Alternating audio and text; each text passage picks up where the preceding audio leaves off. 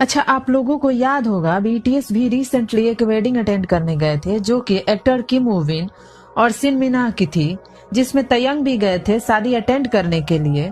उसका फोटोज और वीडियोज उस समय तो बहुत वायरल हुई थी, लेकिन अंदर क्या हुआ इस बारे में किसी को कुछ पता नहीं चला। हालांकि कितने मीडिया रिपोर्ट्स ने ये बताया कि तयंग वीवीआईपी गेस्ट के लिस्ट में शामिल थे, लेकिन अब एक डायरेक्टर है साउथ कोरिया के जिन्होंने ये बताया कि तयंग जानबूझकर सबसे अलग और शांत बैठे हुए थे, वो इसलिए ताकि शादी वाले कपल से किसी का ध्यान न हटे।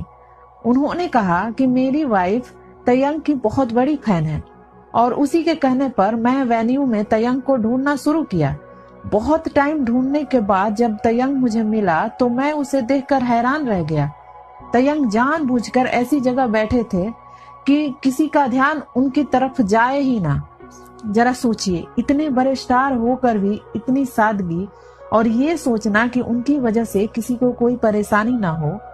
अच्छा, आप लोगों को याद होगा बीटीएस भी रिसेंटली एक वेडिंग अटेंड करने गए थे जो कि एक्टर किम वू बिन और सिन मिना की थी, जिसमें तयंग भी गए थे शादी अटेंड करने के लिए। उसका फोटोज और वीडियोज उस समय तो बहुत वायरल हुई थी, लेकिन अंदर क्या हुआ इस बारे में किसी को कुछ पता नहीं चला। हालांकि कितने मीडिया रिपोर्ट्स ने ये बताया कि तयंग वीवीआईपी गेस्ट के लिस्ट में शामिल थे, लेकिन अब एक डायरेक्टर है साउथ कोरिया के जिन्होंने ये बताया कि तयंग जानबूझकर सबसे अलग और शांत बैठे हुए थे, वो इसलिए ताकि शादी वाले कपल से किसी का ध्यान न हटे।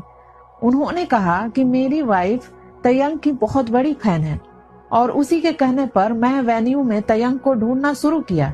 बहुत टाइम ढूंढने के बाद जब तयंग मुझे मिला तो मैं उसे देखकर हैरान रह गया।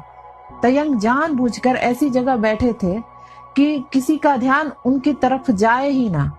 जरा सोचिए, इतने बड़े स्टार होकर भी इतनी सादगी और ये सोचना कि उनकी वजह से किसी को कोई परेशानी ना हो।